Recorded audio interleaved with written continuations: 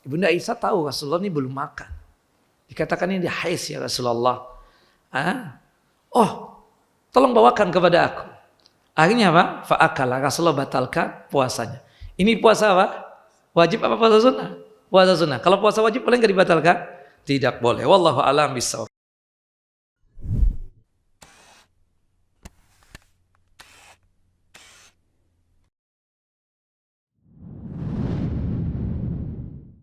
Bismillahirrahmanirrahim. Assalamualaikum warahmatullahi wabarakatuh.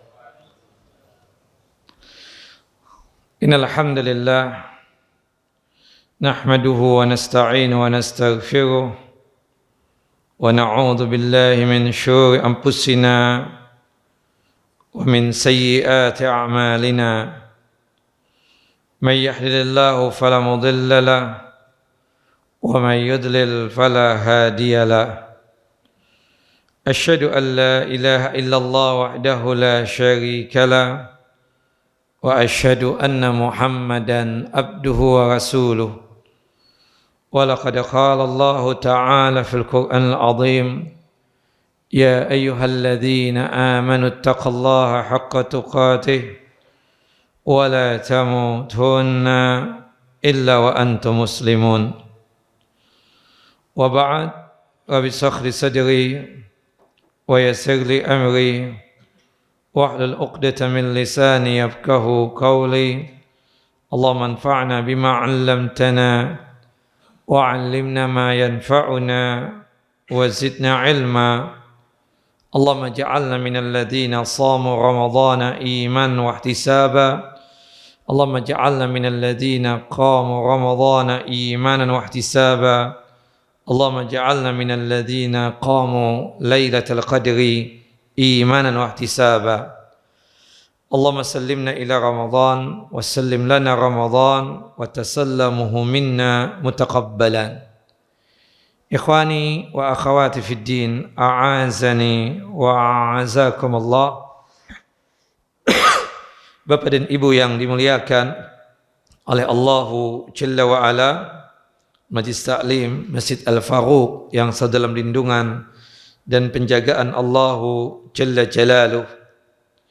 Alhamdulillah, pada hari ini kita sudah masuk tanggal 29 Ramadan 1444 Hijriyah. Dalam artian, jika sekiranya di hari ini terlihat hilal, maka insya Allah kita akan melaksanakan Idul Fitri besok hari. Tapi jika sekiranya hari ini tidak terlihat hilal, maka kita sempurnakan hitungan bulan Ramadan menjadi 30 hari. Sebagaimana yang disabdakan oleh Nabi SAW di dalam hadis yang sahih, sumu li ru'yatihi wa abtiru li ru'yatihi. Berpuasa Ramadanlah dikarenakan melihat hilal, dan beridul fitrilah dikarenakan melihat hilal. Fa in ghumma alaikum faqmilu salasina. Jika sekiranya kita tidak melihat hilal, maka sempurnakanlah hitungan bulan menjadi 30 hari atau hitungan bulan Ramadan. Berkaitan dengan pembahasan kita kali ini, kita ingin menyampaikan satu hadis yang dikeluarkan oleh Al-Imam Al-Bukhari dalam kitab sahih beliau pada nomor hadis 1950, dan hadis yang dikeluarkan oleh Al-Imam Muslim dalam kitab sahih beliau pada nomor hadis 1146 dari hadis Ibunda Aisyah radhiyallahu anha, semoga Allah Jalla wa Ala meridai beliau. Ya, an Aisyah radhiyallahu anha, dari hadis Ibunda Aisyah radhiyallahu anha qalat, berkata beliau, kana yakunu alayya as-sawmu min Ramadan. Aku ini, kata Ibunda Aisyah, punya utang puasa Ramadan. Fama astati'u an aqdiya illa fi Sya'ban. Aku tidak bisa dan tidak sanggup untuk membayarnya kecuali di bulan Sya'ban. Naam. Berkaitan dengan hadis ini, ada beberapa ilmu yang bisa kita dapatkan. Yang pertama, bahwasanya pelunasan utang puasa Ramadan itu waktunya panjang, dari tanggal 2 Syawal sampai akhir Sya'ban. Kemudian dari hadis ini juga ilmu yang bisa kita dapatkan bahwasannya berkaitan tentang pelunasan utang puasa Ramadan itu hendaknya disegerakan, afdalnya diutamakan berdasarkan firman Allah Jalla wa Ala, yang dimana Allah Jalla wa Ala memerintahkan kepada kita berkaitan dengan sesuatu yang baik itu hendaknya disegerakan. Termasuk juga dikuatkan di dalam hadis yang sahih bahwasanya Nabi kita Muhammad SAW juga memerintahkan berkaitan tentang kewajiban apapun atau kebajikan apapun hendaknya disegerakan. Dan tentunya kita tahu berkaitan dengan masalah utang puasa Ramadan ini kan utang. Kita ingin membebaskan pikiran kita dari utang. Kalau kita berhutang dengan manusia, hendaknya disegerakan pelunasannya. Apalagi jika hutang tersebut kepada Allah Jalla wa'ala, tentunya lebih diutamakan lagi untuk disegerakan. Dari hadis ini juga ilmu yang bisa kita dapatkan disebutkan jawazu ta'khiri qada' Ramadan li udhrin, dibolehkan kita menunda pelunasan utang puasa Ramadan dikarenakan ada udzur syar'i atau alasan yang syar'i, sebagaimana yang terjadi dengan Ibunda Aisyah radhiyallahu anha, bahwasanya Ibunda Aisyah radhiyallahu anha, kenapa beliau tersebut sampai menunda pelunasan utang puasa sampai di bulan Sya'ban, dikarenakan ada alasannya. Beliau itu sibuk dan repot khidmah dan melayani Nabi sallallahu alaihi wasallam. Ya, dikarenakan khidmahnya beliau yang luar biasa kepada Nabi SAW, sehingga membuat beliau baru sanggup untuk melunasi utang puasa tersebut di bulan Sya'ban. Nah, kenapa juga pilihannya itu di bulan Sya'ban? Tidak lain dikarenakan Nabi Muhammad SAW itu paling seringnya dan paling banyak untuk berpuasa sunnah di bulan apa? Di bulan Sya'ban.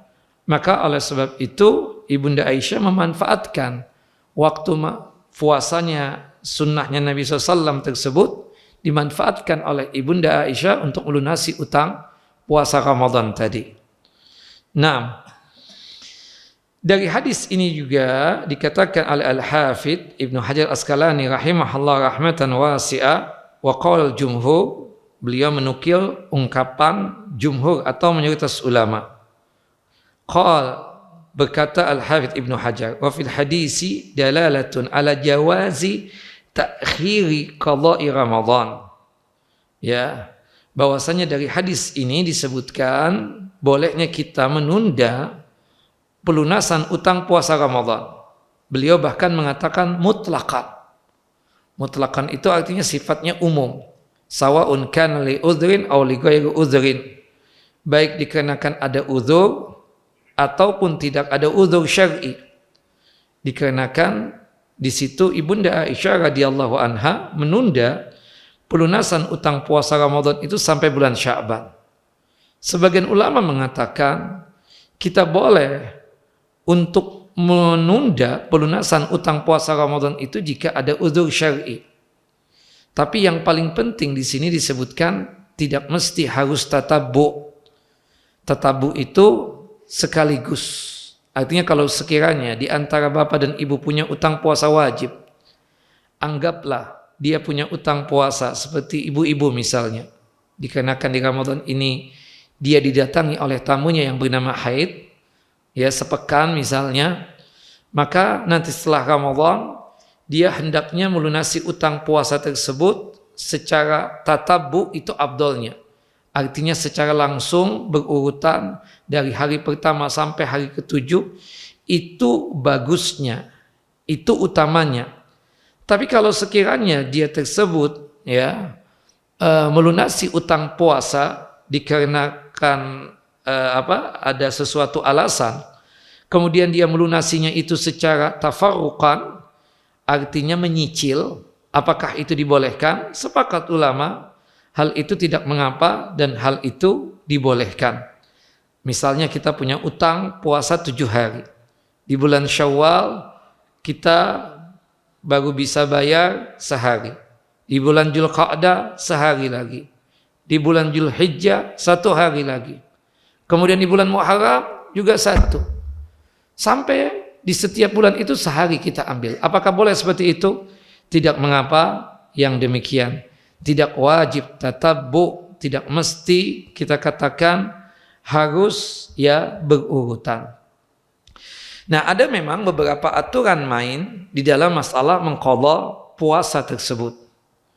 Jika ada yang luput dari berpuasa Ramadan kita, maka kita wajib untuk mengqadhanya. Ya, tentunya tadi 11 bulan dari tanggal 2 Syawal sampai akhir Sya'ban.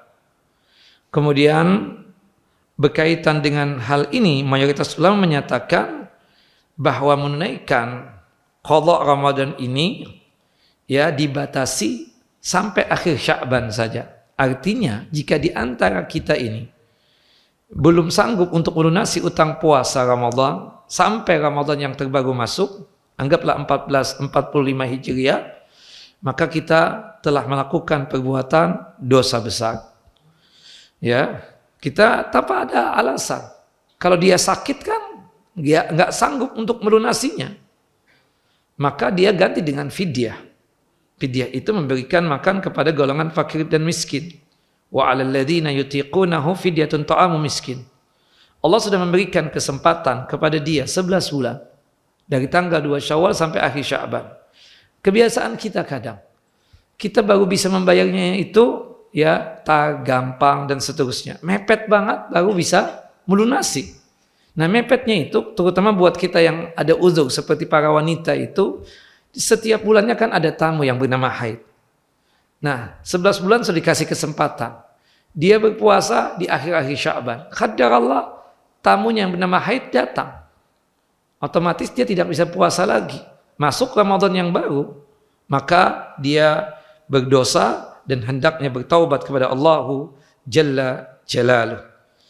Nah, kemudian yang harus dilakukan ketika menunda ya puasa Ramadan tersebut atau mengqadha Ramadan tersebut, jika sekiranya terjadi pelampauan Ramadan juga, Ramadan yang terbaru, apakah puasanya tetap dibayar? Tetap dibayar.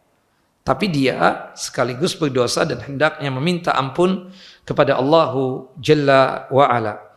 Makanya di sini penting kiranya kita itu mensegerakan untuk mengqadha puasa. Ya, ada beberapa keadaan dalam masalah mengqadha puasa. Ini catatannya. Yang pertama, qadha Ramadan sebaiknya dilakukan dengan segera tanpa ditunda-tunda. Meskipun dibolehkan ditunda sampai akhir Sya'ban sekalipun. Berdasarkan firman Allah Jalla wa Ala dalam surah Al-Mu'minun ayat 61, ya, ketika Allah Jalla wa Ala memuji hamba-hambanya yang bersegera melakukan kebaikan, ulaika yusari'una fil khairat wa hum laha sabiqun. Mereka itu bersegera untuk mendapatkan kebaikan-kebaikan dan mereka itulah orang-orang yang segera memperolehnya. Nah, kemudian yang kedua, keadaannya, catatannya, qadha puasa tidak boleh dibatalkan kecuali jika ada uzur yang syar'i yang dibolehkan, sebagaimana halnya puasa Ramadan. Misalnya di luar Ramadan kita sudah melaksanakan puasa Ramadan, tadi malamnya bersahur, kemudian kita jalankan puasa, tahu-tahu kita diundang oleh saudara kita sama muslim, undangannya mendadak, ya, kita boleh mendatangi undangannya, tapi untuk membatalkan puasa wajib kita, ada haram, tidak dibolehkan yang demikian, karena kita sedang berpuasa wajib. Beda kalau kita puasa sunnah. Kalau puasa sunnah itu pemimpinnya diri kita. Kita ingin puasa, monggo silahkan. Kalau nggak ingin puasa juga, ingin membatalkan, tidak mengapa. Tapi kalau sudah niatan kuat, ya dia bersahur, besok harinya ingin mengqadha puasa Ramadannya, tahu-tahu di siang harinya dia ingin membatalkan tanpa ada alasan yang syar'i, maka itu tidak dibolehkan. Sama halnya seperti Ramadan ini kan. Kita nih Ramadan sudah puasa sampai jam 8 pagi nanti dan seterusnya. Kemudian kita tahu ingin membatalkan tanpa ada alasan yang syar'i, bukan karena sakit, bukan dikarenakan alasan yang sifatnya bisa diterima, maka haram untuk membatalkannya. Sama dengan mengqadha puasa Ramadan tersebut. Nah, cuma memang bedanya kalau berkaitan tentang masalah Ramadan dan di luar Ramadan. Ini kita kaitkan dengan masalah orang yang melakukan hubungan intim di siang Ramadan. Kita tahu bagi pasangan suami istri yang melakukan hubungan intim di siang Ramadan, maka dosa besar, suaminya berdosa, istrinya berdosa. Ya, jika sesuai dengan keinginan hati masing-masing melakukan itu. Kemudian yang kedua, secara otomatis dua-duanya atau puasa suaminya batal, puasa istrinya batal. Kemudian kewajiban untuk suami untuk membayar kafarat. Untuk membayar apa? Kafarat.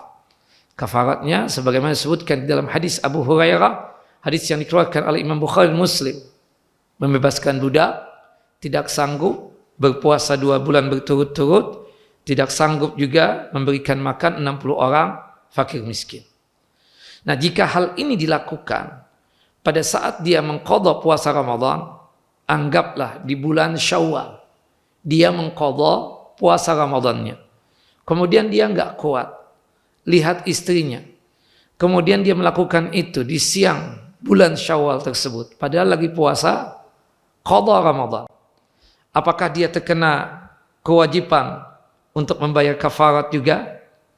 Sepakat para ulama berkaitan dengan batal puasanya, iya.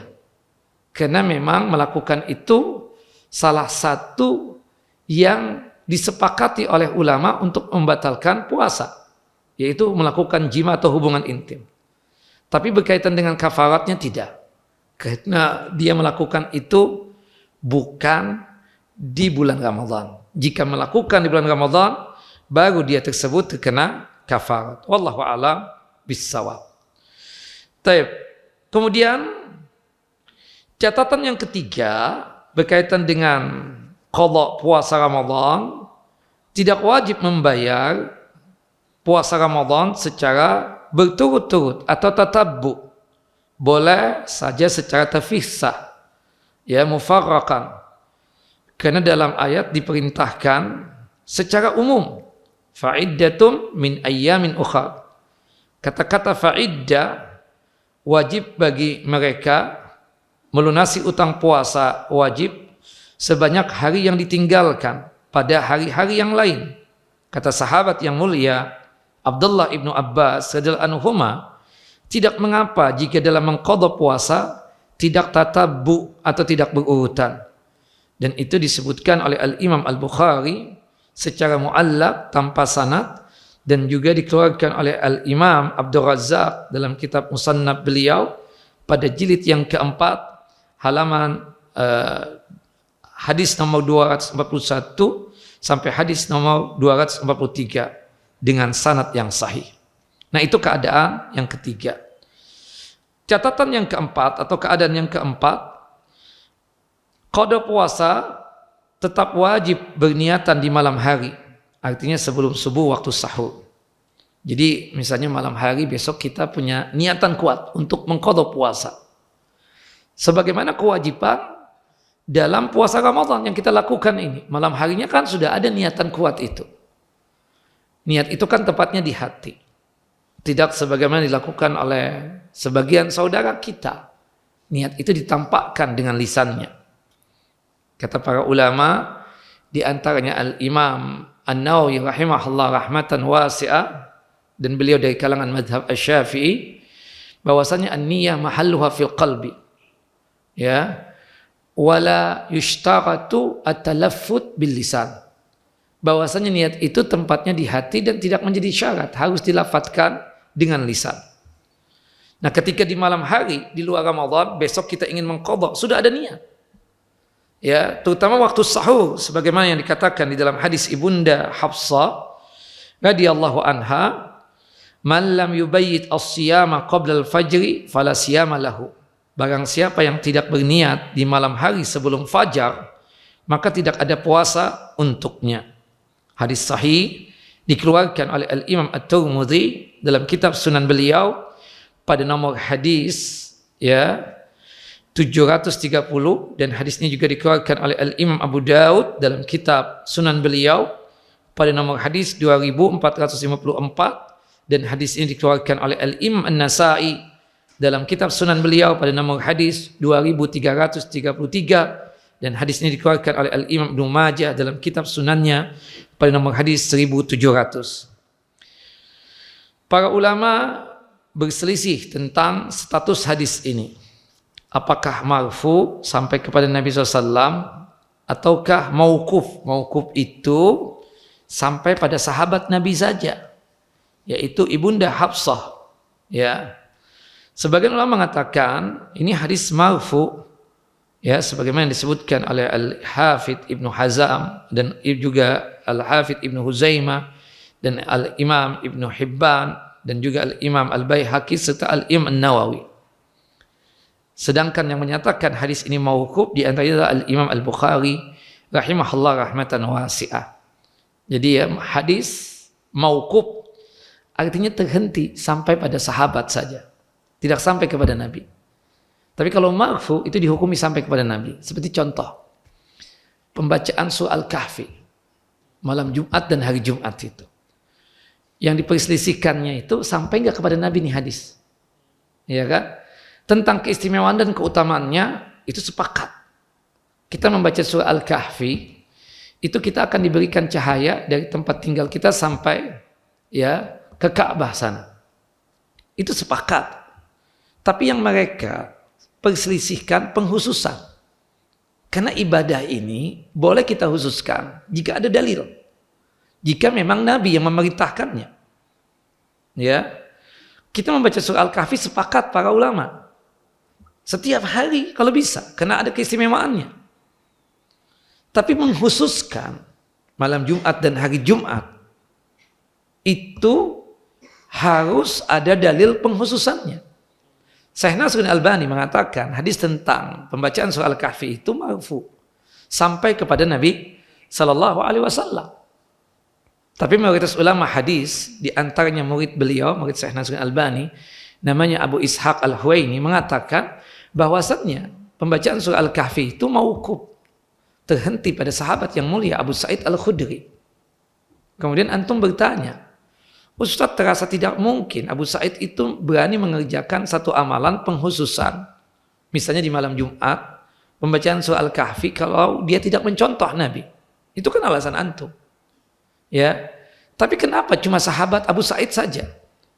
Kok tidak ada yang lainnya?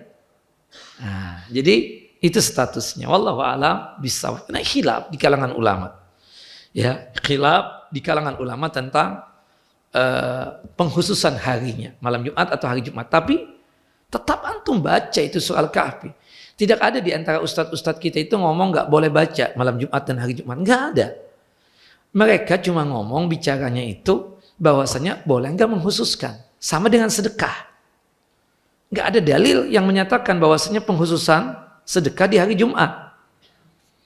Yang ada dalil itu adalah menghususkan sedekah itu di bulan Ramadan. Karena paling istimewanya amalan di bulan Ramadan ini salah satunya adalah bersedekah. Ya, jangan sampai nanti kita beranggapan kalau kita bersedekah di hari Jumat itu pahalanya lebih besar dibandingkan hari-hari yang lainnya. Saya Utsaimin ditanya ketika berkaitan tentang masalah sedekah tersebut. Sedekah di hari Jumat, kata beliau, boleh jika niatannya, tujuannya, jika ia ingin bersedekah lebih banyak kepada orang, du'afa atau orang-orang yang membutuhkannya. Tapi kalau dia beralasan bersedekah di hari Jumat, dia beranggapan itu lebih baik, lebih besar pahalanya ketimbang di hari-hari yang lainnya, itu tidak boleh. Karena memang tidak ada dalil yang mengkhususkan sedekah hari Jumat. Yang disilakan oleh antum itu apa? Jum'ah Mubarakah itu. Kemana-mana iklan tiap Jumat, ya kan? Seperti itu. Jadi seakan-akan antum selalu mengatakan, anak enggak Ustaz, anak hari Jumat Ustaz. Kalau antum minta sesuatu berkaitan dengan fisabilillah hari Jumat. Karena saya berkeyakinan Jumat ya itu mubarakah, penuh dengan keberkahan. Oke, kita katakan keberkahannya iya. Tapi kalau antum mengkhususkan, menganggap pahala lebih besar ketimbang hari-hari yang lainnya, itu yang tidak boleh. Nah ini yang dipermasalahkan ya dari kalangan para ulama tersebut. Ya, apapun yang antum lakukan, kenapa Ustadz kenapa bersedekah hari Jumat juga? Ya, karena hari Jumat itu kan tempat berkumpulnya manusia, terutama di masjid. Ana pingin sedekah, ana lebih banyak. Nah, berkumpulnya manusia itu lebih banyaknya kapan? Di hari Jumat. Nah, kalau cuma alasan ini tidak mengapa yang demikian. Wallahu a'lam bissawab.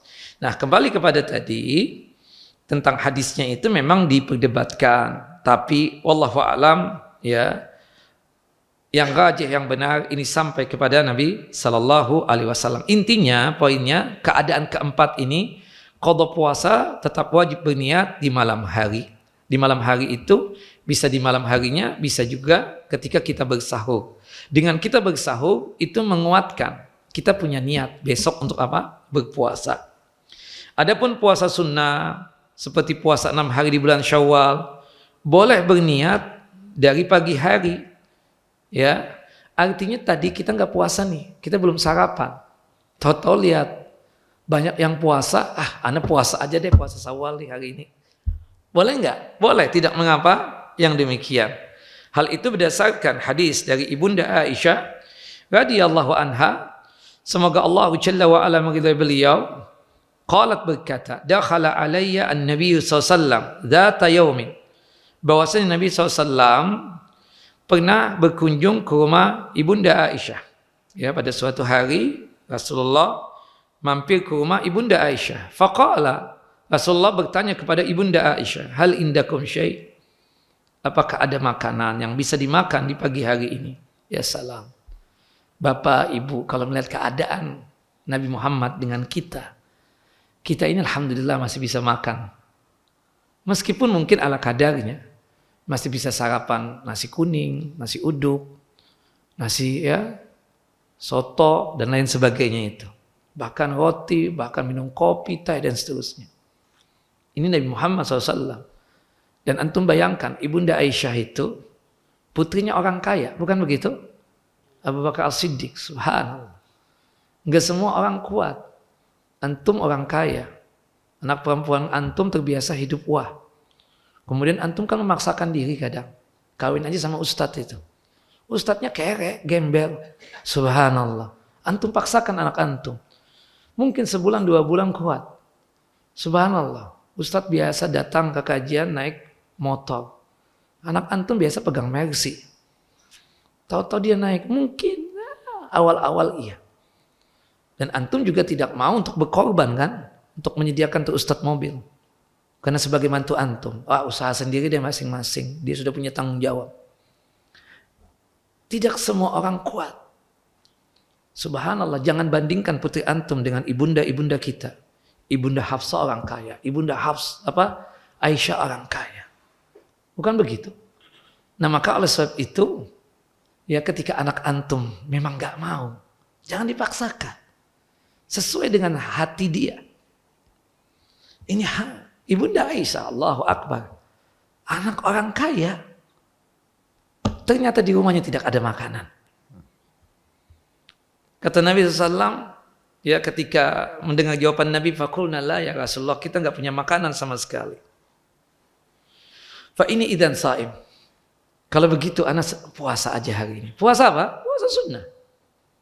Nah intinya ketika di pagi hari ini qadar Allah. Mungkin anak enggak yakin antum enggak punya makanan. Ya, antum datang ke rumah antum. Antum kan tahu tentang kondisi rumah antum bagaimana. Ada makanan enggak mah? Enggak ada makan. Pulus enggak dikasih kata dia. Iya kan? Kalau seorang istri yang enggak belajar kan jawabannya seperti itu. Subhanallah. Ya antum bilang puasa deh. Puasa sunnah seperti itu. Nah, walhasil ini bagaimana kuatnya para sahabat, termasuk mereka-mereka yang sebenarnya punya kemampuan, tapi dia sanggup untuk menjalankan kehidupan ini. Dikarenakan atas perintah Allah Jalla Jalaluh dan betul-betul berkhidmah terhadap Islam ini. Allahu a'lam bishawab. Kemudian dikatakan oleh Nabi SAW, ya, Summa atana yawman akhar faqulna ya Rasulullah uhdiya lana haisun. Ya, pernah satu hari beliau juga kata Ibunda Aisyah menemui kami. Lalu kami katakan pada beliau, kami baru saja dihadiahkan hais. Ya, ini hais, ini makanan, jenis makanan berisi campuran kurma, kemudian minyak samin dan tepung terigu. Sampai sekarang masih ada dijual. Kalau antum buka puasa tuh di Madinah, itu ada tuh hais. Itu campurannya ada tepung terigu, kemudian minyak samin atau minyak zaitun, kemudian dicampur dengan kurma, diolah, enak, Masya Allah. Kalau kita beli itu paling ya 10 rialan tuh satu wadah, itu satu tempat. Nah, kemudian Nabi Muhammad SAW mengatakan kepada Ibunda Aisyah, ya, arinihi falaqad asbahtu shaiman. Berikan makanan tersebut padaku. Padahal tadi pagi aku sudah berniatan puasa. Puasa apa? Wajib apa sunnah? Rasulullah sudah tahu, ini makanan nggak ada. Tahu-tahu datang ada sahabat yang memberikan makanan kepada keluarga Nabi Muhammad SAW. Subhanallah, Ibunda Aisyah tahu Rasulullah ini belum makan. Dikatakan ini hais ya Rasulullah. Oh, tolong bawakan kepada aku.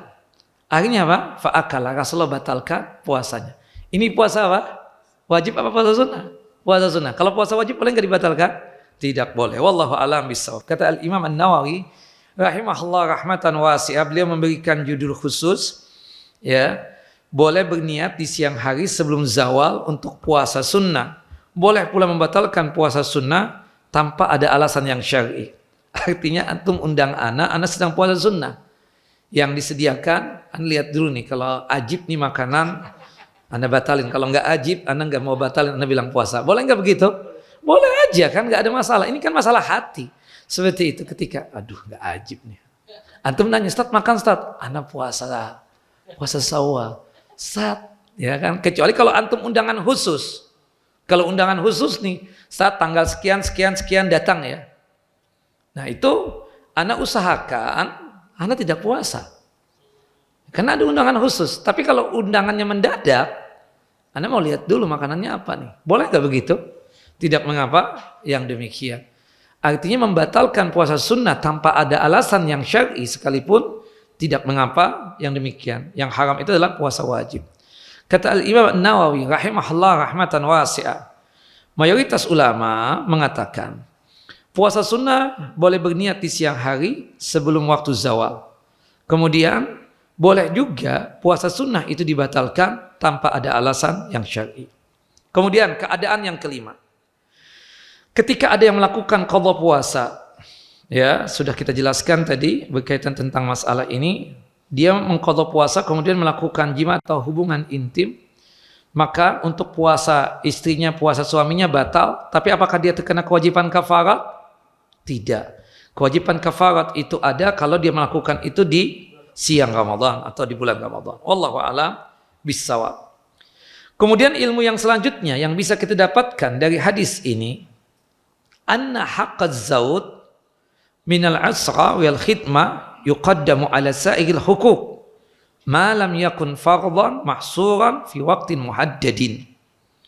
Bahwasannya hak suami yang berkaitan dengan muamalah keluarga ini dan melayani suami itu lebih didahulukan dibandingkan hak-hak yang lain selama waktu menunaikan kewajiban itu tidak terbatas, ya, seperti yang dilakukan oleh Ibunda Aisyah.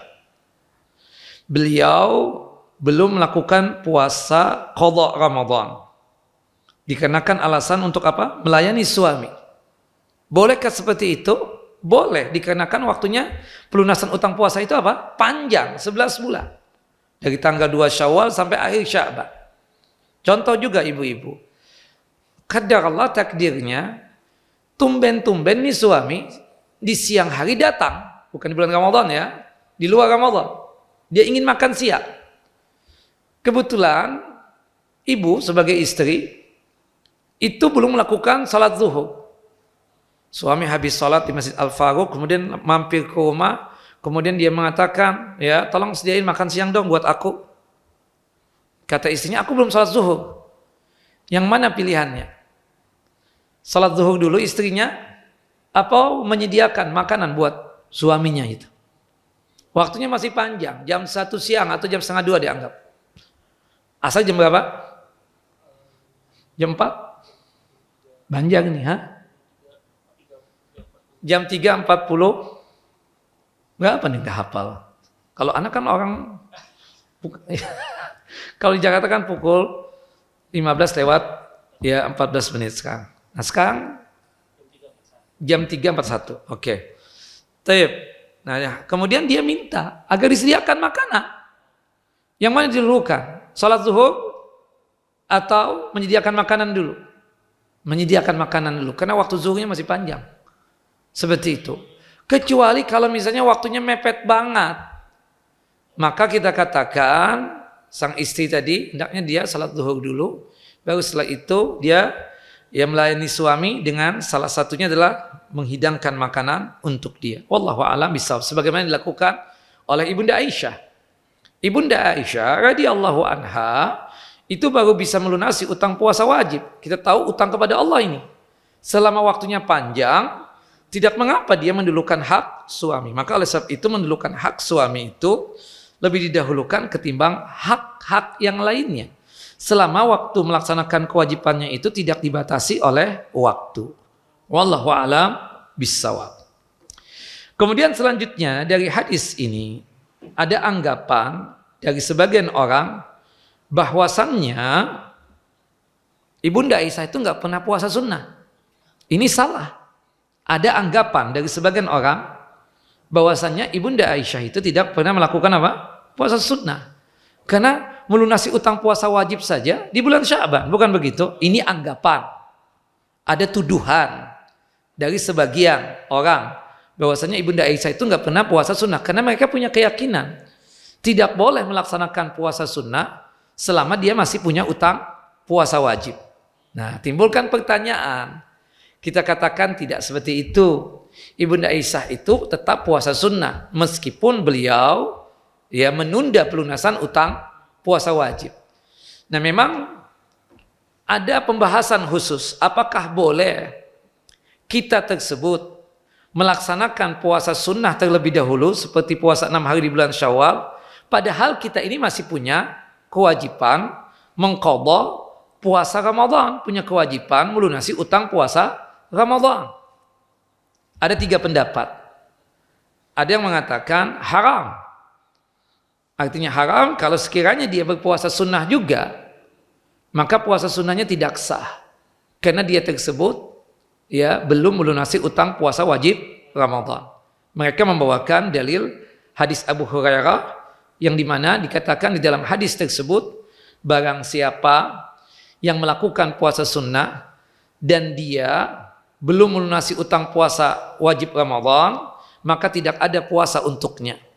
Nah, tapi sayangnya hadis ini apa? Dhaif. Hadis ini apa? Dhaif. Pendapat pertama ini mengatakan kalau toh dia memaksakan puasa sunnah dan kebetulan dia belum melunasi utang puasa wajib, puasa sunnahnya tidak sah. Ini pendapat yang pertama. Pendapat yang kedua mengatakan makruh. Makruh itu lebih bagus ditinggalkan. Artinya jika dia berpuasa sunnah kemudian kebetulan masih punya utang puasa wajib, tetap sah puasanya. Tapi nilai pahalanya apa? Berkurang menurut pendapat yang kedua. Pendapat yang ketiga mengatakan mubah. Mubah itu artinya boleh dia melaksanakan puasa sunnah terlebih dahulu meskipun dia tersebut masih punya utang puasa wajib. Ini ada apa? 3 pendapat. Nah, dari hadis ini wallahu a'lam bishawab, kita bisa gabungkan dari 3 pendapat ini kita bisa gabungkan. Seyogyanya seharusnya jika kita sanggup untuk melunasi utang puasa wajib terlebih dahulu, itu afdalnya. Itu utamanya. Illa kalau kita tidak sanggup. Apalagi wanita misalnya. Karena kan bulan Syawal ini cuma 4 pekan. Pekan pertama itu anjuran dari kalangan para ulama itu kalau bisa jangan puasa dulu. Kenapa? Apalagi di tempat kita itu masanya kita kunjungan. Iya kan? Apalagi yang dari luar kota nih, dari Jakarta. Ya, Anda datang ke sini. Tahu-tahu kan banyak keluarga di sini. Anda kunjungan ke tempat Om Ana, ke tempat ya Tante Ana, ke tempat Acil Ana, ke tempat Julak Ana. Tahu-tahu Anda bilang Anda puasa deh. Karena ini makanan buat apa? Kan disediakan buat inti kata dia. Termasuk juga Anda datang ke tempat antum. Antum tahu Anda mau datang. Tapi sengaja antum puasa sunnah Syawal. Anda datang. Sat podol sat makan sat. Inti nggak makan. Anda lagi puasa sunnah. Sengaja kan antum ingin membatasi Anda makan di situ kan. Subhanallah. Anda dilihatin nggak enak makan. Nah itu kan jadi adabnya kurang seperti itu. Makanya dikatakan oleh para ulama itu pekan pertama itu jangan puasa dulu lah. Meskipun boleh, nggak ada masalah. Sebagian orang kan mengatakan kena kebiasaan dia. Kecuali kalau antum tuh ya bukan tokoh masyarakat lah. Sohib juga ala kadarnya, ya kan seperti itu. Ya silahkan lah. Tapi kalau antum sohib banyak, keluarga banyak, yang dimana keluarga antum datang ke rumah antum pun juga datang ke keluarganya. Ini kan suatu tradisi yang baik nih. Bukan sesuatu yang tidak bertentangan, ya kan? Cuma sekedar kita kunjungan untuk menguatkan silaturahim, karena kita kebetulan waktunya itu yang paling pas untuk kumpul itu di bulan Syawal ini. Di bulan yang lain masing-masing punya kesibukan. Ada yang di Jakarta, ada yang di Sumatera, ada yang di Papua, ada yang di Sulawesi. Baru kumpul dengan kerabat, dengan saudara itu pas bulan Syawal, pas Idul Fitri ini. Maka oleh sebab itu jangan puasa sunnah dulu deh. Seperti itu. Nah, pekan yang kedua, oke lah kalau misalnya puasa sunnah. Kalau bisa di antara kita ternyata ada puasa qadha. Kita punya utang kemarin Ramadan kita nggak sanggup berpuasa karena sakit atau perempuan haid. Kalau pekan pertama, pekan ketiga itu dia sanggup melunasi utang puasanya, top banget, bagus. Ternyata subhanallah pas pekan kedua datang tamunya yang bernama haid. Gak bisa puasa. Maka ya sudahlah. Start tinggal 10 hari lagi nih Syawal, gimana? Ibu utang puasa berapa hari? Sepekan, 8 hari. Nah, kalau kondisi seperti itu mepet banget, kalau dipaksakan bisa aja. Cuma kan ada malasnya kadang. Subhanallah, apalagi kalau kita puasa sendiri itu ada malasnya. Antum nih kalau bersohib, yang biasa puasa, ingin puasa kan? Tapi kalau antum bersohib dengan orang-orang yang Masya Allah, wisata kulinernya luar biasa, itu nggak ingin puasa. Nah, maka oleh sebab itu, malas deh puasa. Maka oleh sebab itu apa? Boleh ibu-ibu puasa sunnah dulu. Tidak mengapa yang demikian sebagaimana dilakukan oleh Ibunda Aisyah radhiyallahu anha. Makanya dikatakan dari kalangan para ulama berkaitan tentang masalah ini, ya, kata beliau was-sahih, ya, yang benar huwal qaul bil jawaz li'anna waqtul qadha ya muwassa'un. Boleh kita menunda pelunasan utang puasa wajib dan mendahulukan puasa sunnah dikarenakan mengqadha puasa itu waktunya longgar, panjang 11 bulan. Sedangkan puasa Syawal itu kan 6 hari. Wal qaulul bi adamil jawaz wa adamus sihah yahtaju ila dalil. Adapun yang mengatakan tidak boleh kita tersebut puasa sunnah dulu baru puasa wajib, ya. Adapun yang mengatakan tidak boleh kita mengerjakan puasa sunnah dikarenakan kita tersebut ada utang puasa wajib dan mengatakan tidak sah puasa sunnah kita kalau seandainya kita masih punya utang puasa wajib, itu memerlukan dalil. Ya, mana dalilnya? Tidak ada. Ternyata dalil tadi yang kita bacakan dari hadis Abu Hurairah dalilnya dhaif. Ya. Walaysa hunaka ma ya'tamidu alaihi fi dzalik, dan tidak ada sesuatu yang sifatnya menjadi pondasi dan dasar berkaitan tentang apa yang dikatakan oleh pendapat yang pertama yang mengatakan jika kita punya utang puasa wajib dan kita mendahulukan puasa sunnah kita tidak sah dikarenakan masih ada utang puasa wajib. Ini enggak ada dasarnya, ya, enggak ada dalilnya yang seperti itu. Maka oleh sebab itu jika sekiranya kita ingin mendahulukan puasa sunnah dulu baru puasa wajib, maka tidak mengapa. Alasannya apa? Hadis Ibunda Aisyah tadi. Itu dalil. Hadis yang dikeluarkan oleh Imam Bukhari dan Muslim. Yang kedua, kenapa alasannya dibolehkan? Ya, dikarenakan waktu pengqadaan puasa itu panjang, 11 bulan. Dari tanggal 2 Syawal sampai akhir Sya'ban. Seperti itu. Ya. Dan sahnya puasa kita itu ditunjukkan dengan puasa yang dilakukan oleh Ibunda Aisyah. Ibunda Aisyah itu puasa 6 hari di bulan Syawal. Ibunda Aisyah itu puasa Arafah. Ibunda Aisyah itu puasa Muharram. Ya, meskipun puasa wajib Ramadannya itu beliau tunda di bulan apa? Di bulan Sya'ban. Wallahu a'lam bissawab. Taib, ini yang dikatakan oleh para ulama dan itu pula ya yang dikatakan oleh jumhur ulama, artinya tidak mengapa kita untuk melaksanakan puasa 6 hari di bulan Syawal terlebih dahulu meskipun kita masih punya utang puasa wajib Ramadan. Tentunya ya yang afdal, yang utamanya apa? Melunasi utang puasa wajib dulu. Ya, itu tentunya seperti itu. Itu afdalnya kalau kita sanggup. Kalau tidak sanggup, tidak mengapa kita mendahulukan puasa sunnah. Pertanyaan terakhir sebelum antum bertanya. Ini pada ngantuk sudah ya. Kalau kita sudah puasa 6 hari di bulan Syawal, masih puasa Ayyamul Bid enggak? Puasa Ayyamul Bid kan 3 hari. Afdalnya 13, 14, 15. Kalau enggak sanggup, boleh di hari yang lain. Yang mengkhususkan 13, 14, 15 itu kan hadis Abu Dzar Al-Ghifari. Tapi yang mengatakan umum, boleh kapanpun kita ambil, yang penting 3 hari. Ya, itu hadis Abdullah bin Amr bin As, kemudian hadis Abu Hurairah dan hadis Abu Darda. Kata para ulama, jika kita sudah puasa 6 hari di bulan Syawal, itu sudah menguatkan banget. Kita sudah dianggap melaksanakan puasa 3 hari setiap bulan. Karena jumlahnya lebih banyak. Ya kan, 6 hari. Dan fadilahnya kan sama. Man shoma Ramadhana summa atba'a sittan min Syawalin kana kasiyamid dahar.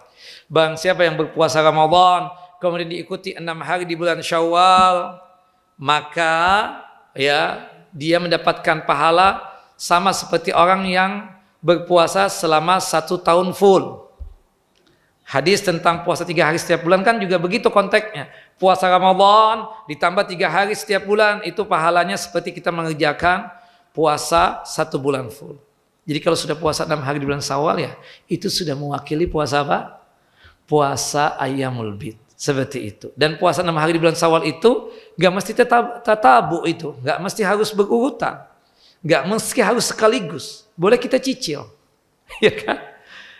Besok pingin puasa nih. Ambil 1-2 hari. Kena Sabtu.